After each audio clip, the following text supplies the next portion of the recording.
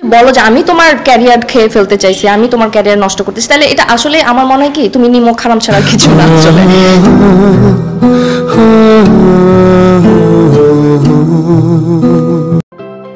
এবার আরুশ খানকে নিমক হারাম বললেন তানিয়া বৃষ্টি।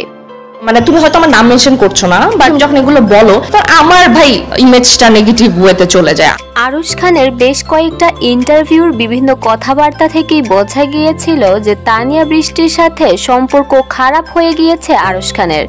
তার কথায় বোঝা যেত মোটামুটি বিচ্ছেদের পথেই হেঁটেছেন তারা, কিন্তু তানিয়া বৃষ্টি বলতো ভিন্ন কথা। কবিতাগুলা অফ করে দাও আর আমাকে নিয়ে কথা বলা বন্ধ করে দাও।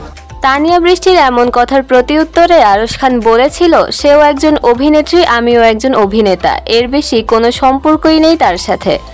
মোটামুটি আক্ষেপ থেকেই যে তিনি এমন কথা বলেছেন সেটি তো সবারই জানা, কিন্তু এবার প্রকাশ্যেই আরুশ খানের ওপর প্রচণ্ড বিরক্ত তানিয়া বৃষ্টি। তিনি বলেন, আমার জন্যই মানুষ আরুশ খানকে চিনেছে। সে নতুন থাকা অবস্থায় আমি তার সাথে কাজ না করলে তাকে কে চিনতো বা কিভাবে এমন একটা জুটি হতো, সুতরাং সে কিভাবে বলে যে আমি তার বিরুদ্ধে সিন্ডিকেট করেছি।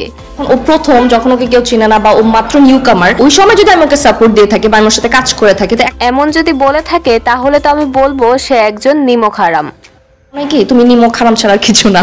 মানে তুমি হয়তো আমার নাম মেনশন করছো না, তুমি যখন এগুলো বলো তো আমার ভাই ইমেজটা নেগেটিভ ওয়েতে চলে যায়।